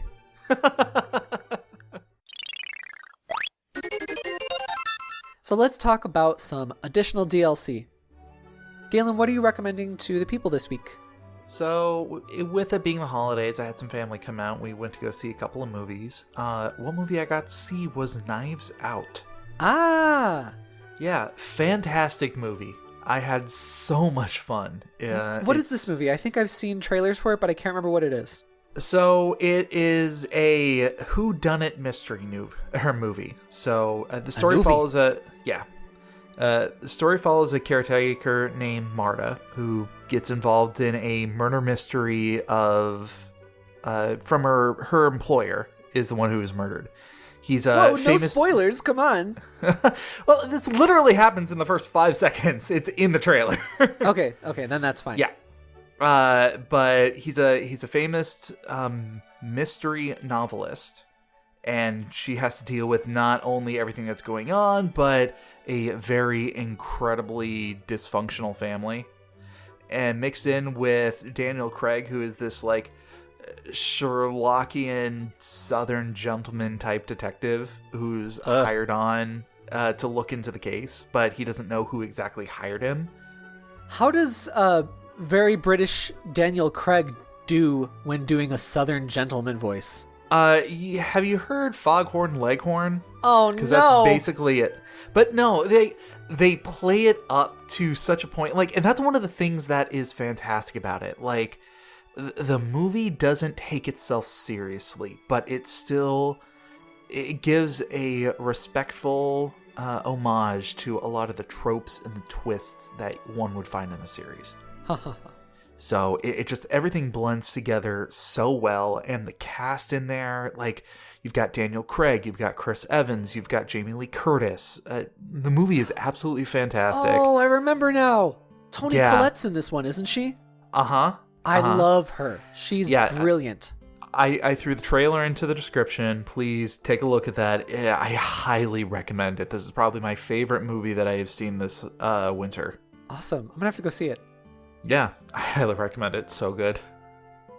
So for me, I am recommending a video from, I think, a channel that I've recommended before. I can't quite recall. If I haven't, I meant to.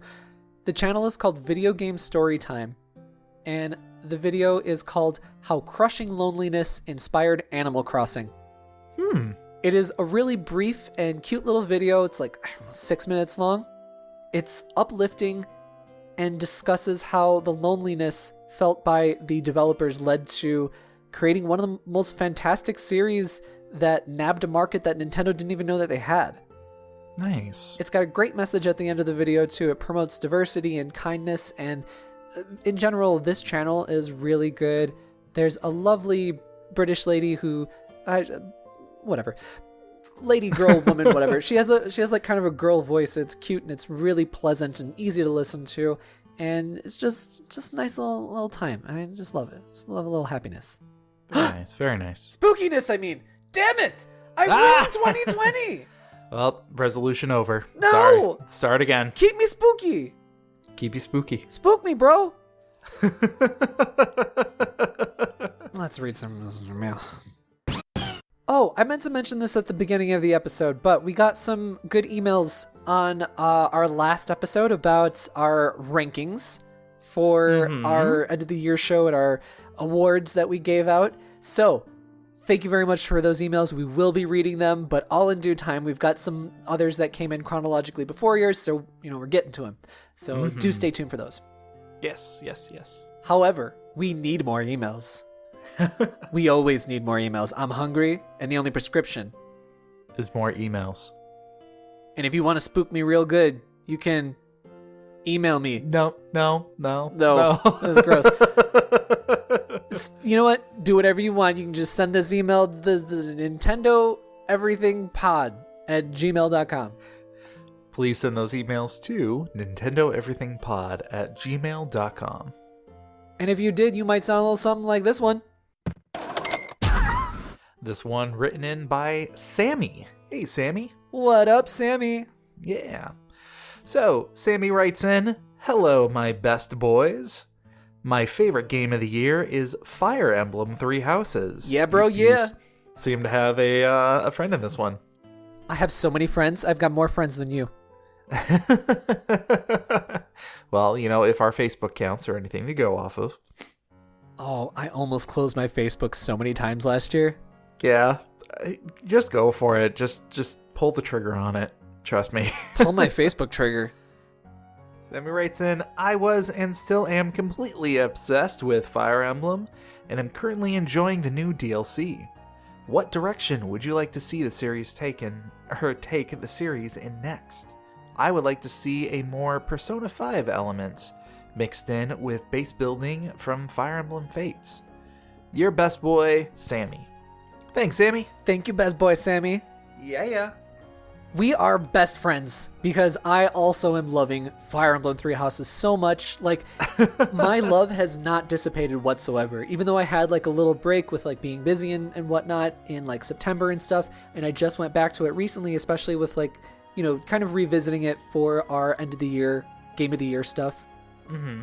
I'm right back into it, just like it was day one with this game. I think that both of those suggestions are really good, especially the base building one. Mm-hmm. I would want to see it slightly different, though. I would want to see it more about rebuilding a whole bunch of towns or villages, because my one kind of consistent, very minimal critique of Fire Emblem 3 Houses that I don't think I've even mentioned yet on the podcast is the lack of locations that you go to. I love the monastery and I love so much there, but I would like to see like, oh, this tropical location or this other location over here on the continent or whatever. Because there's a lot of world building so far in the story with 3 Houses where they talk about all these different areas where all these people are from. And it's like, I want to go there. I want to see these places. So it would be really interesting if like in a new entry, they would do something where you have to manage the economy in a city or manage the architecture.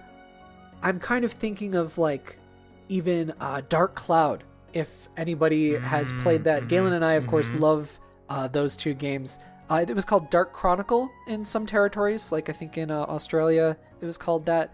But that game had you finding little bits and pieces of the town, whether it was like people, whether it was a mailbox, whether it was a house. And they were all like captured in like this kind of magical orb thing. Yeah, and you found it in like a dungeon, then you brought it back, and then you could put it there on your town, and you could move everything around, kind of like the base building in Fates, but it was more intricate than that. And it's amazing because that was like an early-ish PS2 game, and it's like, God, just the gameplay that they added to that game, Dark Cloud, and how fresh and fun it still is today, like, it's awesome. So I would love to see some sort of stuff like that happen. I like the things that they did with Fire Emblem 3 Houses with the students. If they did that again, though, like kind of very similar, then I'd be like, kind of rehashing, you know what I mean? But I know that they have to do some of that to some degree because interpersonal relationships is what Fire Emblem 3 Houses is all about, and like the Fire Emblem series has been about since especially Awakening.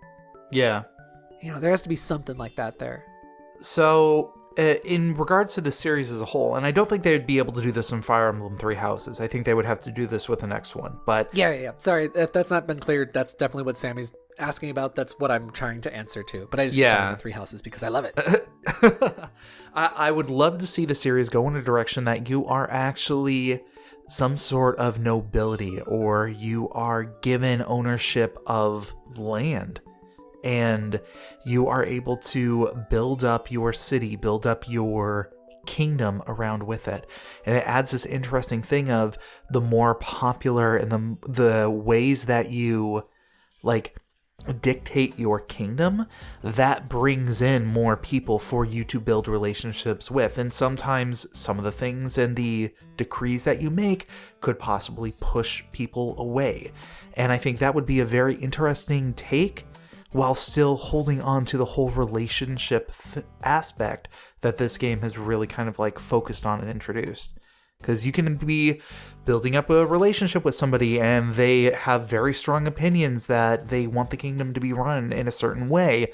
But you know, if you do that, it will change the course of other aspects of your kingdom.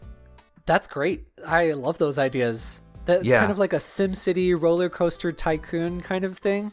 Yeah, was it Roller Coaster Tycoon? I'm trying to think. There was a game on the PC that I played quite a while ago that was... It was either Roller Coaster Tycoon or Zoo Tycoon. It was one of those two.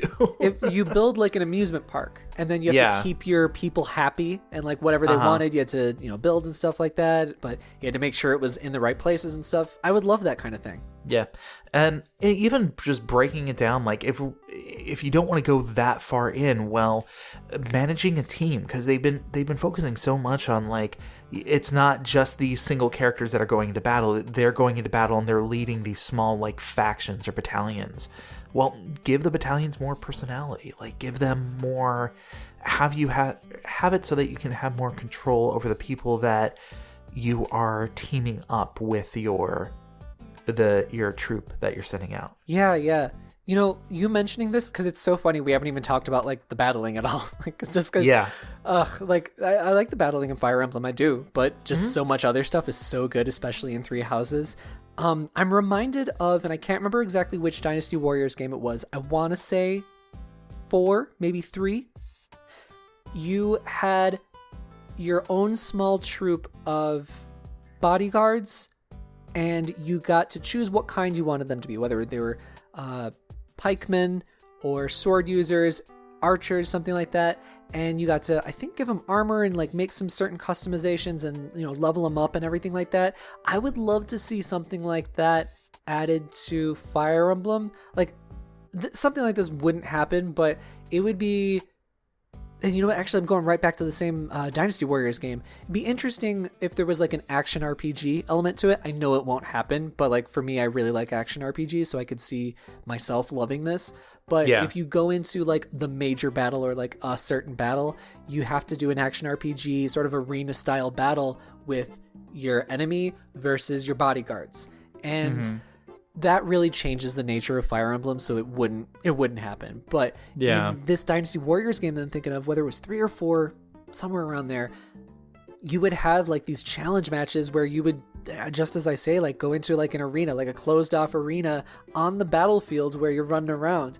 And I thought that was like such an interesting dynamic to add. I don't know if it was ever well received because it was so long ago, but something like that in the battle system could change things up, but it changes the whole structure of Fire Emblem being, kind of a numbers game.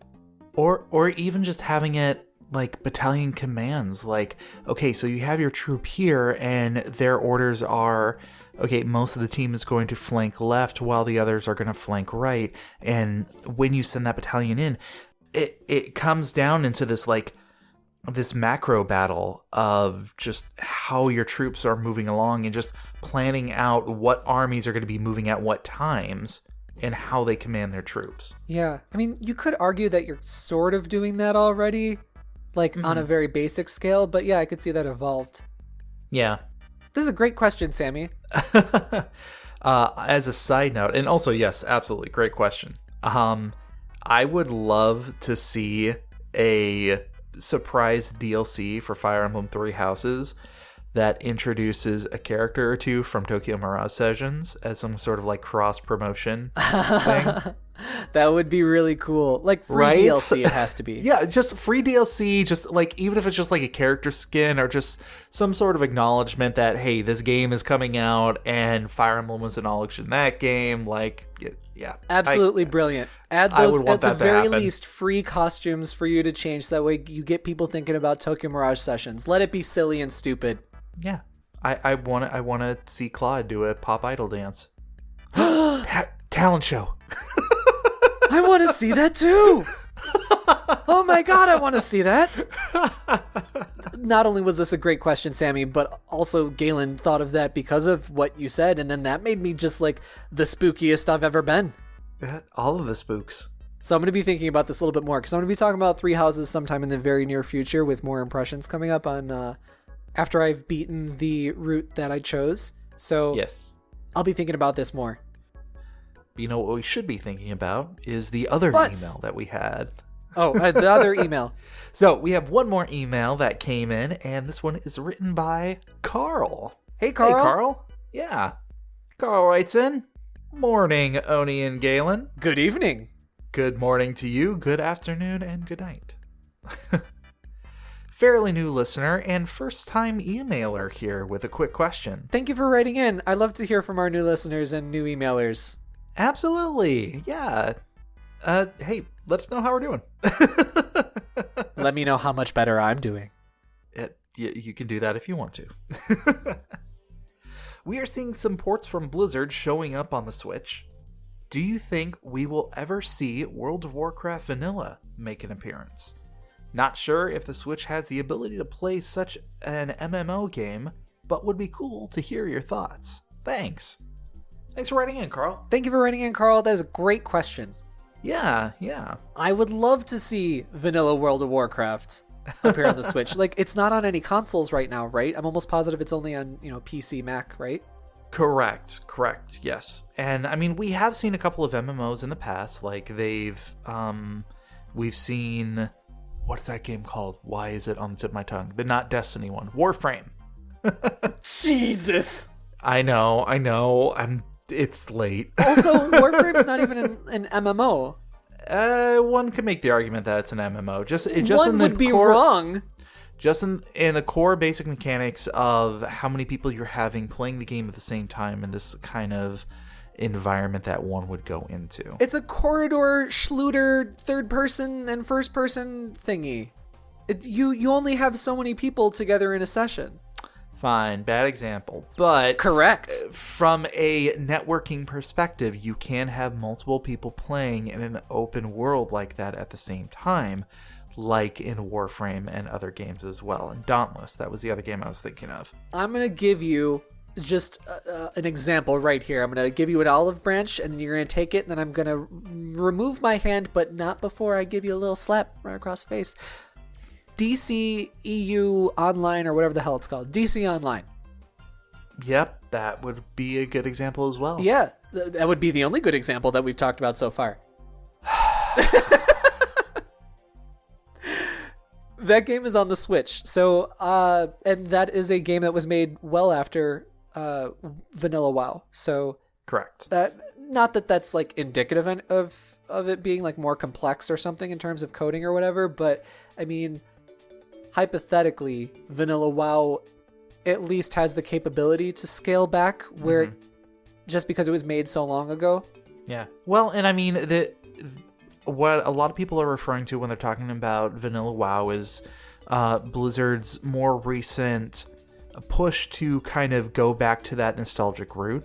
They came out with the Classic Edition back in August of last year that it basically brought the game to a state of where it was before their first expansion came out. Yeah. So I think something like that could very easily run off of the Nintendo Switch. I don't think the hardware specs are nearly that demanding, and I think that you could definitely find a home with that there.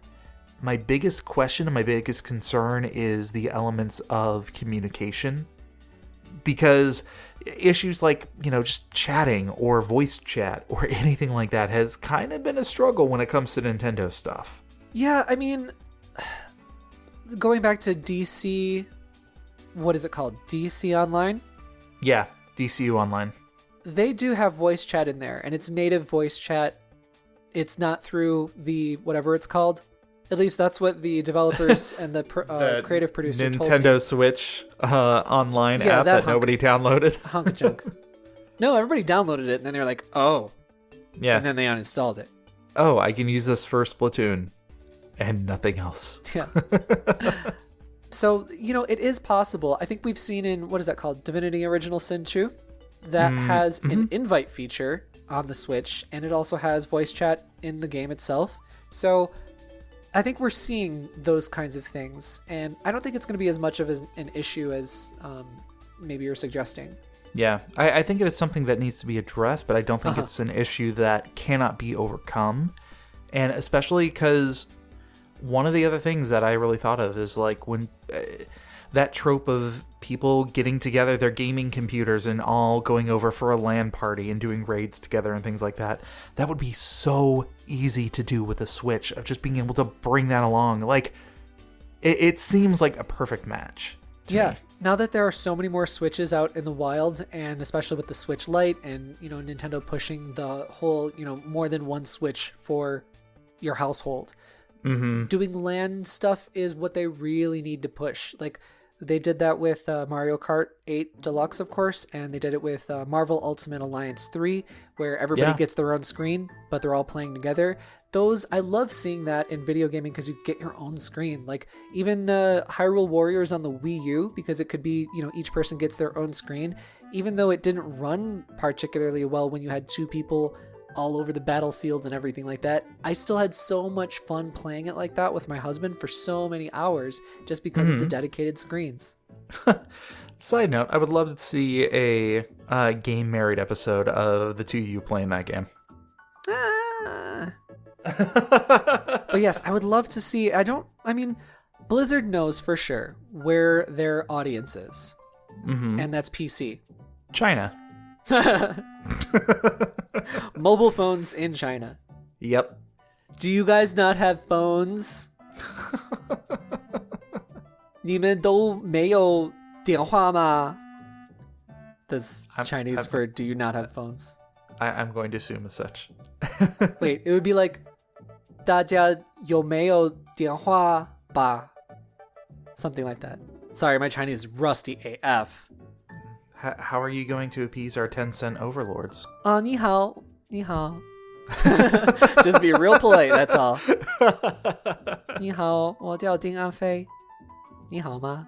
我很好. 我喜欢中国. 中国最高. I got nothing. Literally anything that I would say would just come off as racist, so I'm just going to be quiet. Oh my Galen. Oh my Galen. What? I meant to say, oh my God. Well, I am here.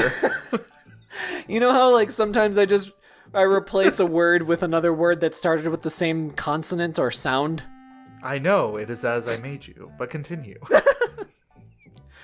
Well, you could have made me spookier. Ah, my child, you are spooky enough. Oh my God, Galen, how could you say something so racist just now? I have to edit it out. Oh my God, again? And that one too? That's the worst one. Jesus, Galen, there's so much editing I have to do in this podcast. I mean, it's the worst, you know. Anyway, Blizzard knows where its market's at. It's on the PCs and the phones in China. But it would be interesting if we did see Vanilla WoW, something like that is just like a slam dunk coming to consoles. You know, not just the Switch, but the PlayStation and the Xbox. It would make too much sense. And also, while you were talking, Galen, because it was so boring, I'm cutting that out. That's really mean. Sorry, I didn't mean... It just sounded too mean for a joke. I was not. You keep speaking this blasphemy and, you know... What do I keep speaking? The blasphemy against your god, me. Oh, Jesus. A pox of random encounters upon you. I'm great with random encounters. I grind like a muffa. I looked up the minimum requirements for Vanilla WoW on PC, and they're not too bad. So, like, I mean, of course, you know, PC and consoles are different Yeah. You would need to design something specifically for the consoles. Oh, but absolutely. Again, I don't think it would be that taxing. Galen. I'm trying to change the subject. I'm trying to thank Carl, and here you are, you calling him...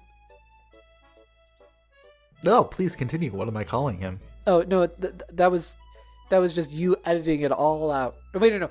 That was me Damn it. I can't even get my joke right. There are supposed to be jokes in this episode. Yeah, to be fair, you didn't have much to work with to begin with, so... Stop it. Carl, thank you so much for writing into us. Thanks a lot, Carl. And thank you for being a new listener. Yeah, and you know what? For your sake, I hope WoW does come to the Switch. Wow. Wow. Wow. Wow. It's like a shy guy. Wow. Oh, yeah, I was doing Yoshi. Oh. From Yoshi's Story. The two can be similar. So we love getting so many emails. Please write into the emails. We have nintendoeverythingpod@gmail.com as the address. That email one more time is nintendoeverythingpod@gmail.com. Fake it till you make it. Mm-hmm. So what's coming up, what's coming out on nintendoeverything.com. So much good stuff. You can stay connected to us on Twitter. That's @nineverything. And of course our YouTube, youtube.com/nineverything. And come have a chat with me on my Twitter, @Oni_Dino, or my Insta, Oni__Dino. Oh, and I also have YouTube. I do the YouTubes. I forgot to talk about this before. Whatever. The YouTube is called Game Married, GAYME Married. I play video games with my husband Cliff. Been playing some Onimusha, Shantae. I don't know. Just check it out. We got a lot of stuff up there. And as for you, Galen? Well, you guys can always reach out to me on Twitter @Mobius087. And you can always see what I'm up to on Instagram. My handle is true_Mobius. So thank you very much for joining us at the first episode of this new year, this new decade. Galen. Oni. End us on a low note. What is your favorite Star Wars movie? What is my favorite Star Wars movie? You heard me. Oh, geez. You know, for the longest time before I actually... Oh my god, it's a whole talk. Return of the Jedi. Not as popular as most people, but you know what? That is my childhood favorite. Partially because I liked the green lightsabers. And your favorite character is Jar Jar? Yeah. I actually have a tattoo of him. Oh my god. What? Where is it? Is it on your butt? One of them are. One of them are? Yeah. I'll let you use your imagination where the other one is. Oh my god. I think we're gonna have to call this episode Jar Jar Kinks. Misa Jar Jar Kinks. Another racist thing. Galen, how could you? So we'll see you all next week. Until then, for everything Nintendo. Stay tuned to Nintendo Everything. Bye-bye. Because you're spooky, clap along if you feel like there's a ghost there in the room. Because you're spooky, clap along if you feel like that spook is coming for you. Oh my gosh, look at her butt. Oh my gosh, look at her butt. Oh my gosh, look at her butt. This dude named Michael used to ride motorcycles. Bigger than a tower, I ain't talking about Eiffels. Real country ass, let me play with his rifle. Put his ass to sleep, now we calling me Nyquil. Now that bang, bang, bang, I let him hit it cause he's slang cocaine. He tossed my salad like his name, Romaine. And when we done, I make him buy me Bowman. I'm on some dumb shit. By the way, what he say? He can tell I ain't missing no meals. Come through and f him in my automobile. Let him eat it with his grills. He keep telling me to chill. He keep telling me it's real that he love my sex appeal. He said he don't like I'm bony. He wants something he can grab. So I pull up in the Jag, Mayweather with the jab like dun dun dun dun dun dun dun dun.